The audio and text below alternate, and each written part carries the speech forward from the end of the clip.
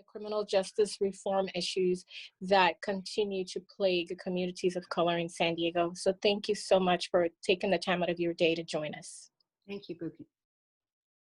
And we'll begin with Ojeni now with the first question. Yes, hello. Thank you so much for being here. I really appreciate the opportunity to ask these questions, and I really look forward to hearing your answers. The very first question that we would like to ask is concerning April as Arab American Heritage Month. Mayor Faulconer has twice proclaimed April as Arab American Heritage Month in San Diego, as have many other cities and states across the United States of America.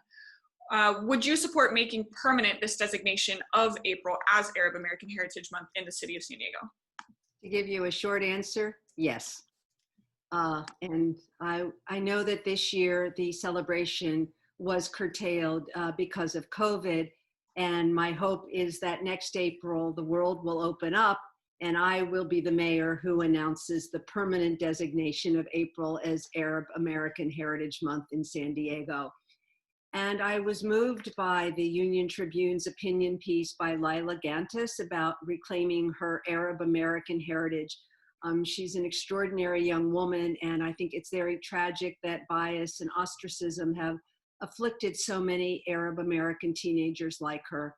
And I think the fact that she's prevailed is truly, truly an inspiration. And when we can make this a permanent month, next April 2021, I hope that she will be able to participate.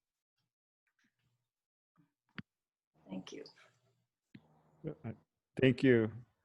My name's Darwin Fishman. I'm with the Racial Justice Coalition. It's good to see you again, Council Member Bry. Yes, it's been a long time since I've seen people. Well, except on Zoom. Yeah, I don't know if you remember, we first met when I was on the CRB and you were on Public Safety Livable Neighborhoods Committee.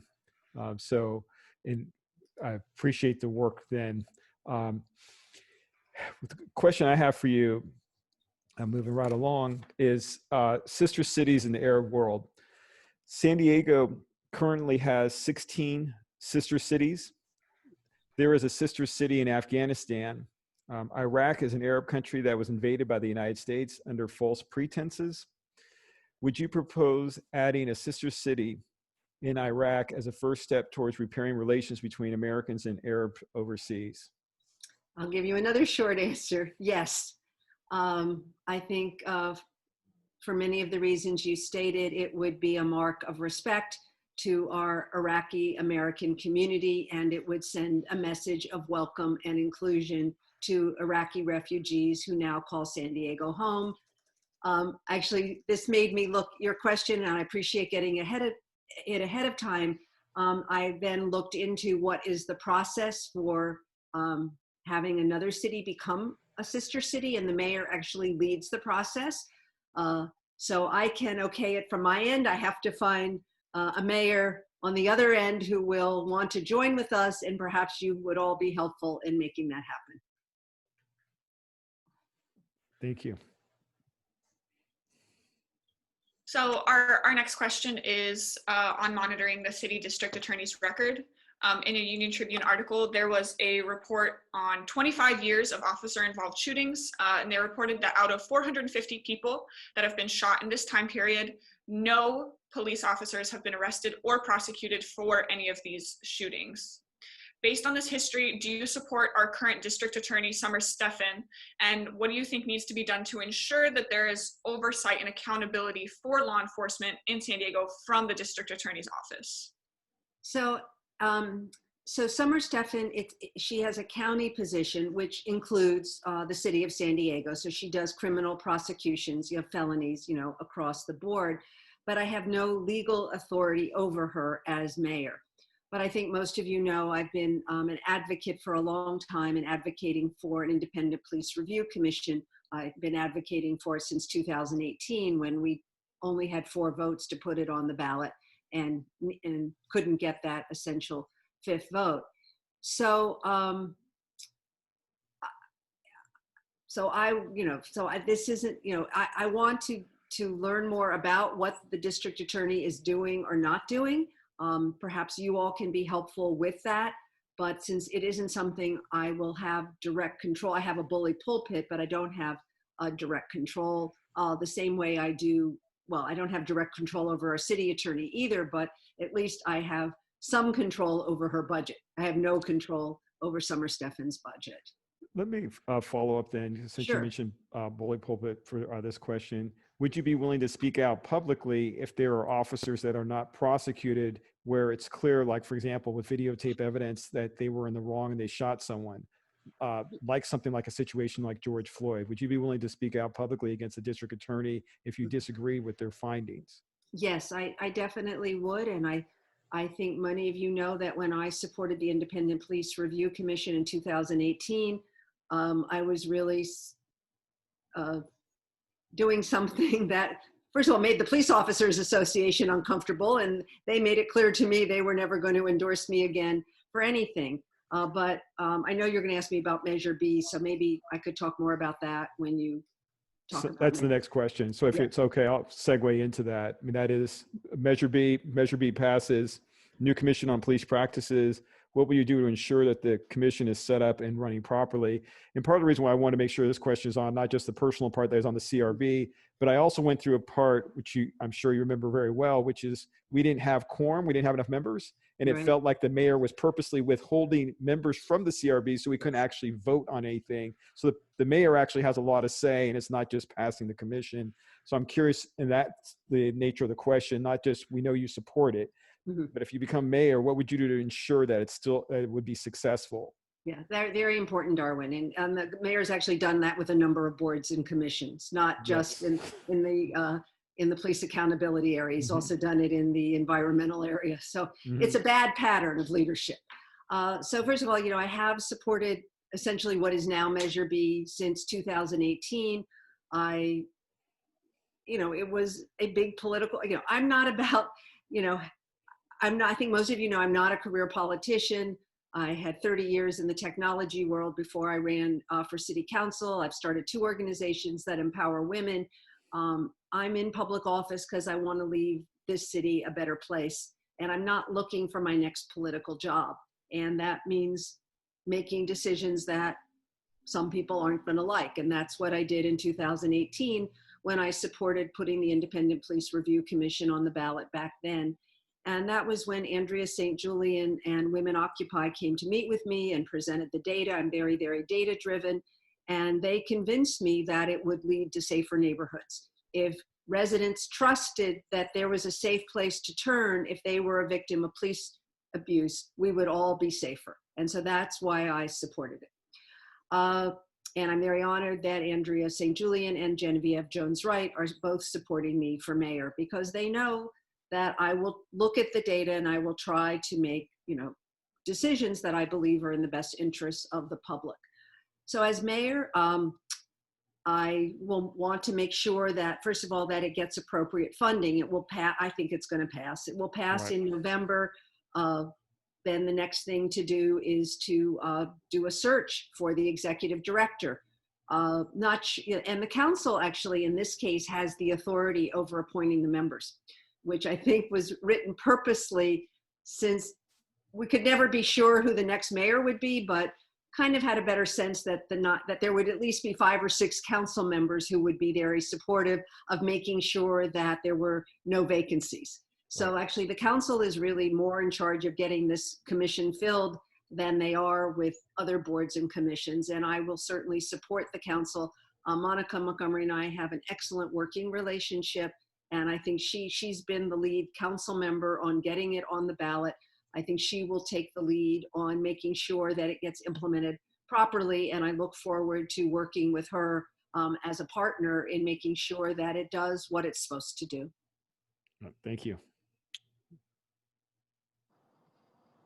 So our next question is concerning streetlight cameras and civil liberties. So it's absolutely no secret that Black and brown members of the community are discriminated against, profiled, detained, and surveilled. So given that the mayor just shut down the secret cameras on the smart streetlights and that the rollout of this program was very badly botched by the mayor and the city council, what will you do to protect civil liberties of San Diego residents and the financial interest of the city? Yeah, so you're right, it was badly done. And we've taken a step forward in terms of drafting an ordinance that will set up an independent commission to both review our existing surveillance technology as well as new technologies the city might acquire. I voted to support this at the Public Safety and Livable Neighborhoods Committee, and now we're waiting. I think there's some revisions being done based on feedback from that day, and now we're waiting for it to come to the full council, where I'm fairly confident it will pass. So until we get that in place, I think the streetlights should be turned off. I think there is a role for some of these technologies. I think what's most important is that that it not be done in secret, that the public participate in what it is, how it's going to be used. Everybody understands this before something goes forward. Just following up on that, how will you ensure that it will not be used to target Black and Brown communities specifically? Yeah, so that's actually a very good question, because the data again clearly shows there's racial disparity in policing. So I'm going to count on this commission. I'm going to count on you. You're out in the community every day. You know, the mayor can't be everywhere, and you letting me know what's going on. And that's what I think, what I've seen is often lacking at City Hall, is the mayor ends up in a bubble and doesn't interact with the community. And I think, you know, it's, you know, in a way it's sad we're meeting on Zoom today and we're not meeting in person. I hope that, you know, the pandemic ends, we get back to meeting in person, but I hope we also continue the Zoom option, because for many people it's hard to get to meetings and they want to participate. So as mayor, I'm hoping I'll be able to participate, even if it's just for a few minutes at a time, you know, in community planning group meetings and town councils and other group meetings, where it'll be easy to just pop in, say hello, have people, you know, tell me, Barbara, this is what's happening in our community today. You need to know about this, so you don't always have to go through an intermediary to get to me. And that's, you know, how I've tried to, in a council office, it's much easier. And also, you know, I live in my council district. I do my errands in my council district. I play with my grandkids in my council district. So I'm out and about. Well, not so much the last 6 months, but until then. And people would just see me in the grocery store or see me in a park or walking down the street, and they would come up to me and tell me something I might not know. And I want to still be able to have that kind of access, both just directly with you, the residents, as well as working with the 9 council members, so that they're telling me, you know, what's going on in their communities. With that being said, then, would you also then commit to being south of the 8 on a regular basis in terms of outside of your community, and those communities, especially those communities As south mayor, of I represent the whole city. And if you look at how we've been running our campaign, I've been all over the city. And actually in the first, well, I was in the primary, then, you know, the pandemic came and I didn't go anywhere for a few months. And then I started going out on the weekends, meeting with residents in our neighborhoods. And I've been to, you know, starting in the south, I've been to San Ysidro, I've been to Otay Mesa, I've been to Nestor, I've been to City Heights, you know, I've been to the beach communities, I've been to Rancho Bernardo, you know, I've been to Paradise Hills, Emerald Hills. I mean, I've been, and we have short little videos every time I go somewhere. And I'm definitely going to continue this as mayor. It's been a great way for me to learn more about the city. Okay, thank you. We'll move on to the next question. This is the one about our unhoused community, harassment of the unhoused. And I'm sure most all the forums you've gotten questions about this. And the question is, will you end law enforcement practice of giving citations and harassing the unhoused communities? And I want to add to this just the background, given that you did vote in favor of continuing the sleeping ban in cars. What can you do to ensure us that recreating this cycle of just giving citations and or harassing and arresting homeless, that you'll find a way for us to break through with that and deal with it in a much more structural and systematic way that really provides more security for our most marginalized community here in San Diego.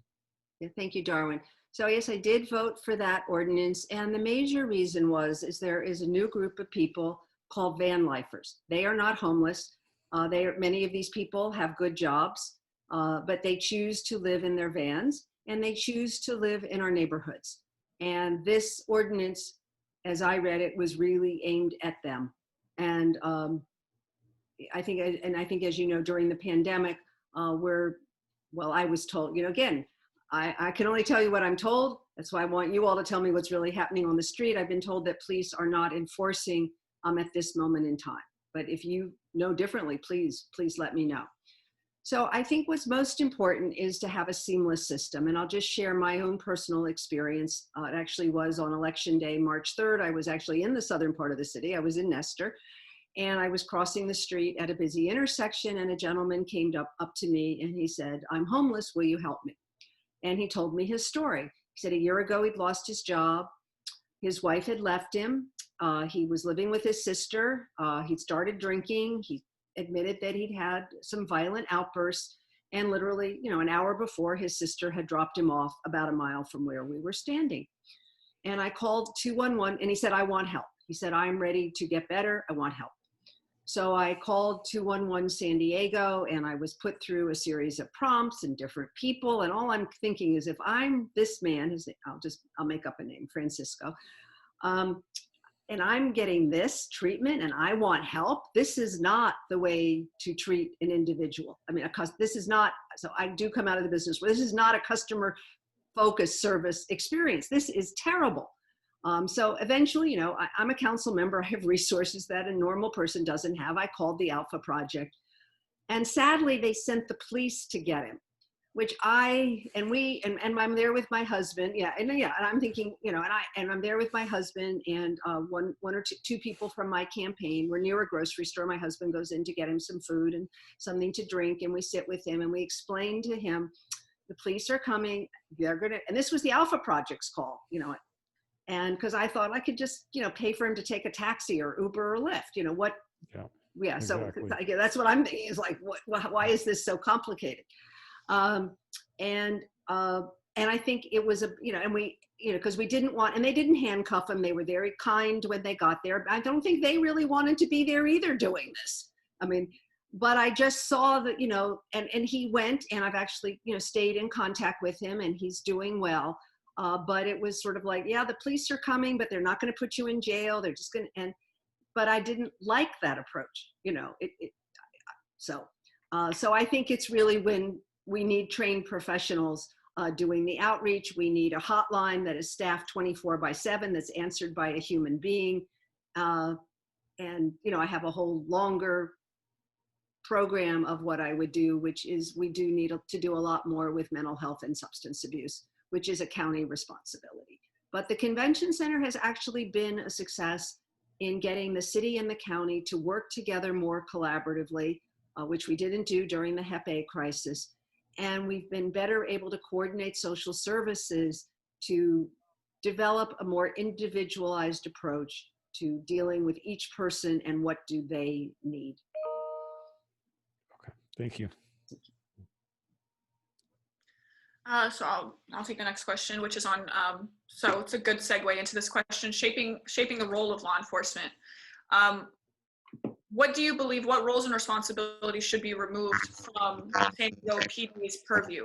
What are some of the opportunities that you see for non-police responses and alternatives like you were just suggesting?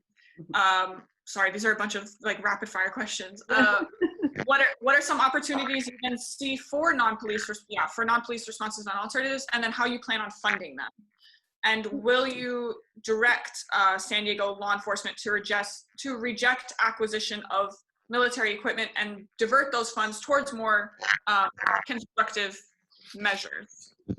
Yeah, so it's good. I have the questions in front of me, so I didn't have to memorize them. So thank you for that. So let me start at the top. So what I want to do with law enforcement is step back and look at it holistically. How many calls do they get? What are they for? Who's the appropriate person to respond? And I'd like to have, an informal group of advisors helping. So first we've got to crunch the data of, why do people call the police, and then decide who is the appropriate person to respond. With homeless outreach, I think it's clearly a social worker. It is not a police officer. And I think if we can take responsibilities away from police officers, things they don't want to do or meant to do or trained to do, we will free up resources for other professionals. So I look at it holistically on how we'll be able to fund it.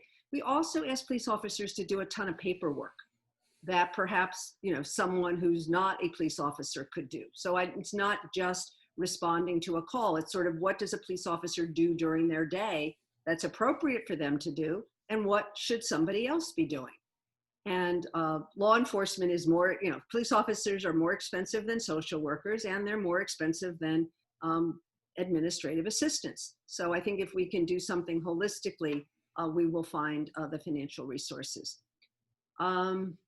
In terms of military equipment, I need to learn about what military equipment that the police department has accepted. I don't know about this in particular. If we have, it's not appropriate, but I don't know the specifics of that. And I actually was reading, I've met with CPAT and the ACLU. Actually, earlier today I was reading, I guess it's called Police Accountability Now. And I think much of what is here is very reasonable. And, as mayor, you have the authority to do a lot of things. Some things you find out have to go to meet and confer, which the Police Review Commission ballot measure had to do before we could put it on the ballot. And I understand that, well, I kind of know. I mean, the Police Officers Association, tried to hinder that getting on the ballot. Let's be honest, they did. And the meet and confer took much longer than it should have. But I think they knew, and we didn't have to have a resolution with them to put it on the ballot. We only had to go through the process. And I think they knew that it was going to go on the ballot, and they might as well, just be reasonable during the process. But it did not start out that way. I mean, the beginning of the process, well, first of all, 2018, as you know, it didn't go on the ballot. 2020, it started way before the murder of George Floyd. So I think they understood that the macro around them had shifted. And maybe I think even some of them understood that this was probably a good thing for them too. Because if I'm in any profession, I don't want the bad people around me. They ruin it for everybody. And as I talk to individual police officers, this is separate, not the Police Officers Association, the labor union, but as I talk to individual police officers, they don't want the bad ones. And they sometimes feel that the unions does too much to stand up for the bad ones, which only hurts their ability to have trust in the community. So. All right, and that's a good segue into the next question about evaluating our police chief. Mm-hmm. How will you evaluate the police chief, Nestle, and whether or not he's succeeded or failed as police chief? And so part of the issue we've had working with the current police chief as well as previous is that there doesn't seem to be really a benchmark. Mm-hmm. And a lot of the things that the community expects end up not following through. It doesn't happen. So part of the question then is really about the accountability of the police chief and what you'll do. Our current mayor seems completely uninterested in doing that. It didn't seem to make a difference what the police did or did not do in terms of being held accountable. So curious to know if you'd set up a formal process, actual benchmarks for measuring the success, meet with the police chief. How would you ensure that if you set up certain goals that you want for the police that we've been discussing earlier, that they're actually met? So actually the question you ask is really something that pertains to more than the police chief. there's a culture at City Hall with no accountability, no transparency in where Right. decisions are made behind closed doors. So it's not just the police chief, it's lots of things. And so it starts with bringing professional management to City Hall. And then I'll end with the police chief in particular. And one of the first things I'm going to do as mayor is do a national search for a chief operating officer. A position that has really been held by political people. And it should be, Chris Michelle was a chief of staff. So I'll just leave it at that. So I want to hire someone as chief operating officer who's perhaps been the city manager in a smaller city or been the number 2 or 3 in a larger city, but a real professional who knows how to run a bureaucracy and hold it accountable, but yet at the same time recognize that your employees are, and are essential to the success of your organization. I mean, the city employees deliver the neighborhood services every day. We want to reward them fairly. We want them to be happy, but at the same time, we want them to be accountable, and the police are the same. And in every organization I've been a part of, everyone, including the CEO, has you develop performance metrics, that you have to meet. If you're the CEO, the board, does it for you, the board of directors of a company. So every leader of a department in my organization of the city will have metrics that we will work on mutually in some cases with the community, that this is what you're supposed to do every year. And we will work on that. I don't know what exactly they will be for Chief Nislight, but it will be something we mutually agree on. That's the way he may not like some of them, I may not like some of them, but it's something we will work on together. The community's input will be very important. And that's how we will know, we will look at the metrics at the end of every year and see what's happening. Yeah, let me just also add, because I was just interviewed, me and Yusuf Miller, the UT interviewed members of the Racial Justice Coalition about the hiring process for police chiefs. There's more actually was about North County, but Yusuf and I were saying the same thing. Like with the city of San Diego, we went through that. We had all those community meetings, those town halls, and we came up with these elaborate lists, and this is the priorities we want for the police chief. Neither one of us could think of what happened with that or how that's being used to evaluate the mayor. So that's why I'm putting it out there in the sense that you also set up a process in a way that it'll actually, a way that the community can feel that it's being put into play and that we can measure it. It's not clear in that sense, like the job performance for the police chief. And again, we're just focusing on the police chief. I understand what you're saying in general about the city of San Diego, but that there will actually be a way in which that for the police chief, like whether it's the bounty program, where police are getting points for drug arrest, like all these different things that come up, that their actual response to it and there's actual oversight that's being done. And you make a very good point, because we may have improper incentives in the department. Yes. Yeah. Yeah. So, and that, okay. So, if I win, Darwin, let's talk. Okay. Fair enough. Yeah. Thank you. Yeah. Because actually, I actually went to one of the community workshops, and I went to the one there was one in my council district when the community was giving input as to what they wanted to see in the police chief. And I don't remember if something came. I'd like to see it would be interesting to go back and look at what they came up with to then, that would be the basis of starting the performance metrics. Right. Yeah. Exactly. Yeah. Yeah. Thank you. So our next question is concerning law enforcement again, but this time with the fact that they're trained abroad. So San Diego law enforcement cooperates and has cooperated with the Anti-Defamation League to train San Diego police officers in Israel and the West Bank. We believe and we know that this creates bias and unsafe conditions here in San Diego among Black, Arab, Muslim, Latinx, Indigenous, almost any community that is stereotypically the victim of oppression. So San Diego police officers have observed Israeli military who use the native Palestinian population, as punching bags and under constant surveillance, and ultimately as examples of terrorism. Will you direct San Diego law enforcement to stop training officers in Israel and in the West Bank? So I would like to learn more about exactly what they do before I would make a blanket they shouldn't go. My focus is getting San Diego back to being a leader in neighborhood policing. That includes recruiting officers who support that approach, training them in that approach. And so I don't know what they learned when they're in Israel. And until I learn that specifically, I can't have an opinion on it. Thank you. Okay. Move on. Next question then. Arab and Black representation in San Diego. Arab and Black Americans would like to be involved in every commission the mayor establishes. Could you commit that to us today? Would you be mindful of Arab invisibility and how it makes us vulnerable and unsafe? Yes. So my campaign is based on the goal of creating a more equitable and responsive city government where no San Diegan is excluded. And, you know, I have 8 council staff, and my policy director, which is my second highest person, is Raymond Khan, and his family is from Pakistan.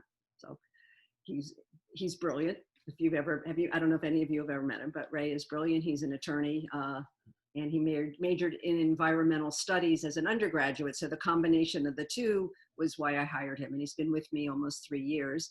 And one of the 8 members of my council staff is African American. And, you know, my campaign has a diverse staff. And that's, you know, my senior staff at City Hall will be, you know, representative of all of our communities, which is the only way you're going to be a successful mayor. Let me add to this, since it's a personal thing for me. I was on the CRB, and I was the only Black man that was on the CRB the 2 years I was there. And it was easy enough for me to tell, as simple as the zip code, most everyone was north of the 8. And I, of course, was wondering if that's the same for most of the boards and commissions in San Diego.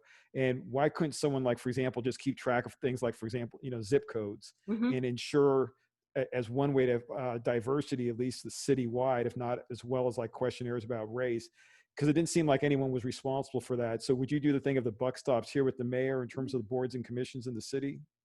Yes, and normally with boards and commissions, every council member gets to like have a person, you know, someone from their council district. So theoretically, if there's at least 9 members, one of them should be from each council member, each council district. And so, just so you know, real quickly, it was actually really painful to meet with Myrtle Cole when she told us that her staff member tried to get on the CRB and he wasn't even successful. oh, So that's why I don't think, and she didn't know the makeup. When I was telling her about north of 8, she didn't know that about CRB. and I didn't either. And there was no one from District 8 or 9 or 4 that were on the CRB when I was there.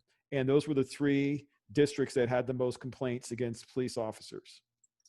So I don't know why. I remember this being discussed at the city council when Myrtle was still the council president. We overlapped for 2 years. And yes, I know. But yet she had not the authority, but the way the system has worked is each council member is supposed to recommend somebody from their council district. She probably could have recommended someone and wasn't diligent enough in finding a qualified person in her council district. And I'm sure there were many qualified people in her council district. And District 8 and 9, I think Vivian's been on top of it since she's been on the city council. And District 9 is Georgette. So hopefully Georgette's been on top of it. but sorry to think of this, but just real quick, isn't it Dr. Day that had the position of overseeing all the boards and commissions? Like, isn't that within the mayor's? Yeah, it is purview? within the mayor's. Yeah, and so it's within the mayor's office to make sure that the boards and commissions represents the diversity of our city, and to call up, you know, Vivian and say, listen, we need someone from your district on this commission. Please find someone. I know there are qualified people out there. So you're absolutely right. Okay, thank you. Yeah. I just also wanted to follow up on that, just about the topic of representation. Now that we have these connections with you know, various organizations, are you willing to reach out when you need an opinion, when you need additional information, not necessarily for a commission or even for a commission? Are you willing to reach out to our communities and to our organization and say, I need guidance on this. Can we have a discussion? I would love it. I mean, yeah, it'd be a great to the resource. Yeah, and so every quarter, our city clerk puts out a matrix of all the boards and commissions and when vacancies are coming up. So whoever in my office is in charge of all of this should make sure that you're all seeing it. So you would see that sort of Arts and Culture Commission, the District 8 representative, their term is going to end at the end of 2022. So you could start thinking about who would be good to replace that person. So you can start, I think that what's important is that you start thinking ahead of time. So, and this is public information. And actually, if you want, I can have it, the current information sent to, who should I send it to? We'll send it on Monday. Who would like to get it? Maybe just let Selena know. And Okay. We'll send it to you. You could send it to me also. Yeah, Doris might be a good person. Okay. And, you know, I just want to follow up a little bit myself, although I'm not a question giver, but how about an Arab American Advisory Board? So so the problem with setting up a formal advisory board is it does take city resources to staff it and to oversee it. In terms of informal advice to the mayor, I mean, I'm going to need a lot of advice from a lot of people who know more about what's going on in this community than I do. But at this moment in time, when we are facing declining revenues and perhaps some painful choices, I think a lot depending on who the next president is. If Joe Biden is elected, I think it will be much better. I think if Donald Trump is elected, he will punish California. And so, well, let's just try and win the presidency, get the Senate, and keep the House. Will be a much better day. So I don't want to commit to adding anything that would cost the city more money at this point. Okay, well, let's move on. So concerning as we know, terminology and the proper use of certain terms and words is extremely important. So the Arab American community has come to view the terms terrorism and terrorist as code words for Arab and Muslim. And these terms are frankly a form of hate speech that make us less safe. I remember being a teenager being called a terrorist in high school and just being confused as to why that would even, be used, because I'm clearly not a terrorist. These are similar to code words that other members of Black and brown communities experience, such as extremists and gang members. But terrorism and terrorist are terms that are not defined by the US State Department and should not be used incorrectly until clearly defined and then used in the correct way. So in order to educate you more about our community and about what we do in the community, if elected, would you invite Arab and Black Americans to schedule within the first 3 months of your term informational presentations to your staff and the city council? Absolutely, yes. Excellent. I would also just add to that, sorry, but the one of the problems we've had with the current mayor is that he has a select group of friends, like for example, District 4, certain pastors that he likes to hear from. Mm-hmm. So if you could become mayor, would you set up a process that's more open to the community, like town halls and public events, as opposed to saying you met with a few pastors and then saying that represents District 4, that represents Black people in San Diego? Yeah, well, I think. And same for the Arab community. Yeah, I agree with that. And, I'm such a different person than Kevin Faulkner. So it's like, my life has been about, I've started 2 organizations that empower women, Athena San Diego for women in tech and biotech, and Run Women Run to elect more women to San Diego women to office. And I just do things in such a different way. I like talk to everybody because I learn something from everybody I talk to. And this is a really pivotal time for our city. And we've got some really exciting opportunities ahead of us. Particularly with the expansion of tech and biotech downtown and potentially to the South Bay, and what it's going to mean for our economy. And I want to make sure everyone gets to participate. And first of all, you know me, I'm easy to up. I'm not going to have lots of barriers between me. And as I said earlier, I think Zoom offers the potential that I could sit at home at night and, easily go to a few different meetings in a way I wouldn't be able to do physically, to hear from people directly. Okay, thank you. Moving to the next question, racial profiling. Will you work to end the current system for gang registration and gang injunctions? And I know you know this issue well. What will you do to ensure Black and brown youth are not racially profiled and disproportionately stopped, harassed, and arrested by law enforcement in San Diego? And supporting basically the work of people like Genevieve Wright-Jones and her work on the Gang Commission. Mm-hmm. What would you do as mayor to support that work? Right. So there is documented evidence of racial profiling. It's clear by San Diego law enforcement, and that is one of the key things I'm going to expect that our police chief to make progress on. And I think a return to neighborhood-oriented policing, where police get to know the community, is a part of this. Genevieve is a friend, and I'm honored that she is supporting me for mayor, because just because she's a friend doesn't mean she would necessarily support me for mayor. But I want to understand tangible things we can be doing. And we have the data now that's being collected because of the Shirley Weber bill. And I think it's important we pay attention to that data and then do what we need to going forward in terms of unconscious bias training and other tools that we have that you all may suggest. Would you stop the current Cal gang system for registration or have it dramatically changed from the way it exists now?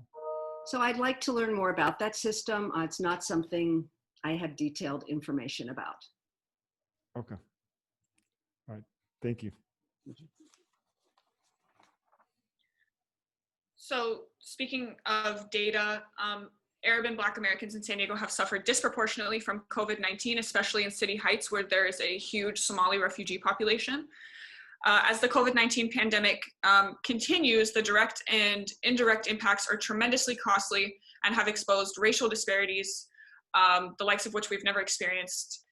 Arab Americans are the most frequently forgotten ethnic minority when it comes to healthcare across the US. It's no secret that Black Americans are disproportionately discriminated against in healthcare, especially Black women who have statistically poorer outcomes than almost any other group. Will you support adding a new race and ethnicity identifier that recognizes Arab Americans in city and county health statistics to help combat this so that we can at least better keep track of our data, of our community's data? Yes, so the county collects our health data. Have you asked the county to do this? I believe there's work being done by Dr. Raed El Nasser. He's a pulmonologist at Sharp Grossmont. I believe that is an angle that he is working on. Mm-hmm. I'm not too sure how far his campaign has extended into it. However, I know that they've been meeting a lot of resistance in terms of wanting us to continue checking the white or the Caucasian box on these forms. Yeah, so I support it in concept because I think with data, you can't make good decisions without data. But I know, they have systems in place that adding another field, I don't know what it does to the software. So I don't want to, so I don't know how easy it is for them to add it. Actually, we've got some technical people here who might be able to look at I don't know what software the county uses and how hard it is to add another field, but it would make sense to, because you need the data to understand what's going on out in the real world. I just want to add to that having Arab Americans as a distinct group has been fraught with resistance from various groups for the last 20 years or more. So it's something that people just don't want us to be counted. There are people out there who don't want us to be counted, and it's just a kind of fact of life. And Dr. Al Nasser at Grossmont Hospital is literally counting them as they come in, because he's a pulmonologist, so he's dealing with the COVID patients. And we're asking people in the census, we've already completed that, I guess, check other and put Arab American. We are an erased group of people. I mean, it's not going to happen. We're not going to let it happen, but it's been happening at least the last 20 years. Just so a trend. on a census form, you don't have a box to check. No. No, we have to check Caucasian unless we check other and then put Arab American. Mhm. which may often be then reverted to Caucasian or white by whoever is intaking the form. Yeah, and that's not accurate. So I can understand your frustration. Yeah, so I mean, I would support it, but because of software systems and all of that, I have no idea how hard it is to do. It's not insoluble. It's a human resistance of other people who are discriminating against us. That's what it is. But anyway, go on. Let's go on. It has less to do with the software than it has to do with the bureaucracy. I think the software is definitely not the issue. Okay. No, it's the will. It's the will. So, and what I've seen at City Hall is people just like to say no all the time. So much easier than saying yes. Anyway, let's move on, but this is a decades-long problem. Okay. Okay. All right. And then our last formal question of the evening, immigration, the border, and poor San Diegans. How will you welcome and transition new immigrants into parts of our city already suffering from poverty? Would you support the expansion of immigrant affairs services to increase outreach and civic engagement of immigrants? Many refugees from Arab countries live in City Heights neighborhood.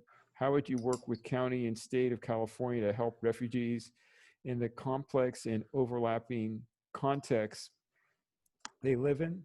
How would funds from local and state budgets go to our poor citizens? Thank you. So there's a lot there that you've asked me. Yeah. So first of all, I did support adding this new position, the immigrant affairs position, and someone has been hired, and I'd love to hear from you whether you think, it's if she's doing a good job. So at this point, again, because of our budget issues, I can't commit to, expanding anything at this point in time. But overall, I mean, what's been really important to me is to create economic equity. And too often, residents living south of Interstate 8 have been left out of the innovation economy, which creates the highest paying jobs and good service sector jobs around it. And I've long had a vision of tech and biotech coming downtown, putting good jobs closer to where we already have fairly good public transit coming in and closer to where many residents live. And it's happening before our very eyes much faster than I could have imagined. First, I think many of you know Horton Plaza is being revitalized. It's going to be tech and biotech. And a few weeks ago, a new real estate investment trust bought the Manchester complex that's being built along the bayfront, and it's going to be all biotech. Horton Plaza will open in the next year or so, the other one, 2023. And that's why something I've talked about from the beginning of my campaign, I actually talked about it when I was running for council, but I didn't really have the ability to do it, is as mayor, I'm going to have a school engagement coordinator in my office who's going to develop structured relationships between the schools and employers with a focus on STEM, science, technology, engineering, math, but also other employers. Could be the city of San Diego, the Old Globe Theater, Bank of America. And so as children grow up, they'll understand the job opportunities available to them. And as they get older, they'll get access to paid internships. And I think, so that's one thing I want to do. And that's very, very doable. And if these internships are downtown, they're very easy to get to on public transit, which, to get to the northern part of the city at this moment in time is very challenging. It will be easier when the Blue Line is done in a year and a half. But for now, it's hard. And our refugee population and immigrants are part of what makes San Diego diverse and dynamic. There's a foundation called the Kauffman Foundation in Kansas City, which researches entrepreneurship. And immigrants are much more entrepreneurial than people who are born in the United States. So immigrants actually play a very important economic role in the United States. And before I ran for public office, my husband Neil and I wrote a column together for the Union Tribune about entrepreneurship and small business. He does it now without me. But I actually wrote about women entrepreneurs in City Heights And there's a program called Women's Empowerment, which makes microloans. And I went and visited some of the women who'd received these microloans and the businesses they were able to start. And as an individual, I've invested in a small fund. This is something I've done as an individual, nothing to do with my job, that does this type of lending on a local level to women starting small businesses. So this is something that's very, very important to me. In terms of, yep, it's a complex, I mean, I'm looking about working with the county and the state of California. Yeah, there's a lot to do. And in terms of how we look at our budget, you know, it's really, we're going to be making some challenging decisions in the next year or so. And it's going to be working with the council and working with the community to set priorities on how we should spend our money.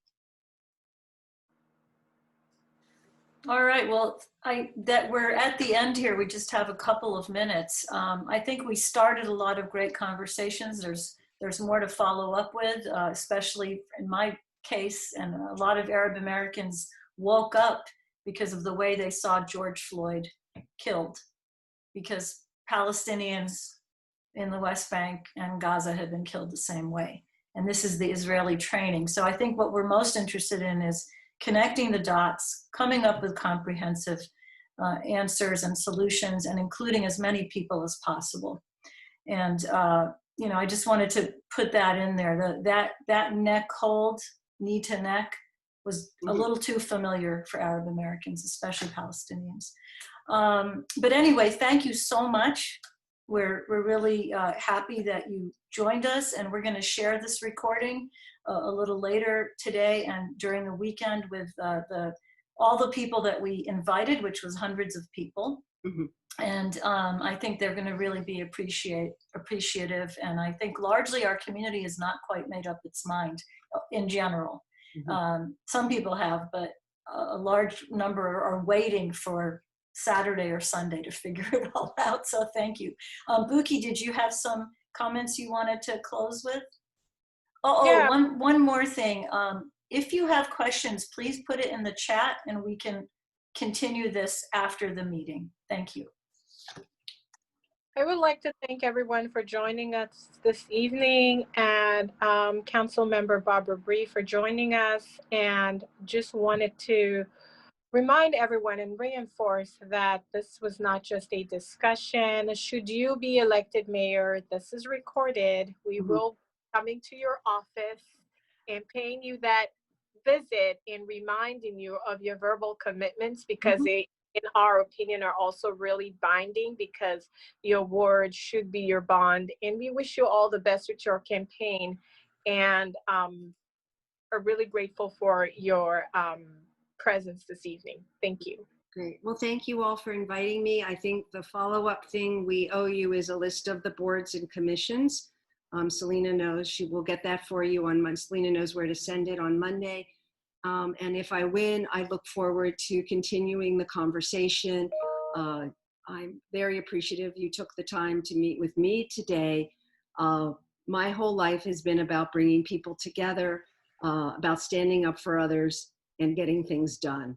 And I haven't always had an easy life. I was brought up by a single working mom in the 1960s. She was paid less than the comparable men. There was nothing she could do about it. In 1993, I was a single mom with two daughters, 8 and 11. I was living in a house that was about to go into foreclosure. I was fortunate. I have a really good education. I have an MBA from Harvard that I earned, in 1976. At a time, very few women were getting an MBA anywhere. And I had opportunities to become a successful technology entrepreneur. And between 1993 and 2004, I worked very hard. I raised my two daughters. They're both wonderful women now who've produced 2 grandchildren so far and 2 more coming. And I've been really blessed. And I know I've had a lot of opportunities because I'm a white woman with a Harvard MBA. And I'm the white woman from La Jolla. But I'm very aware that, That too. I am the white woman from La Jolla. That's very true. I am. But I have a deep sense of social justice and social equity. I've faced my own issues in my life with getting paid less than men, with sexual harassment, even a Union Tribune editorial the other day that basically, you know, said she's more qualified than Todd in many ways, but she'd make a good chief of staff. So, because she would do more for accountability and transparency, but she's got some sharp edges. So, any of the women on the call ever heard that? So, I'm not afraid to stand up to the special interests in this town. They're spending a lot of money to try and beat me. They're afraid of change at City Hall. It doesn't matter what political party they are. They're more comfortable with Todd. It's the status quo. It's been a revolving door of the same people in City Hall, going to a special interest group, coming back. And I truly will bring in new faces. And that's what we're going to need if we're going to move the city forward. So I'd be honored to have your vote, your support. It's going to be a close election, but we have a chance to win and to truly transform the direction of this city. Thank you all. Good night. Thank you, Barbara. And we're all going to find tools together regardless of the outcome. And good luck to you very much. Okay. So if you have questions, I'm going to keep the chat room open and please send it to us. I will cut and paste them and we can continue the conversation afterwards. So I'll be hanging around, but thank you so much. And it's after 7 and thank you for making this a very efficient meeting as well. Thank you all for sending the questions. Night. Thank you. Good night. Good night.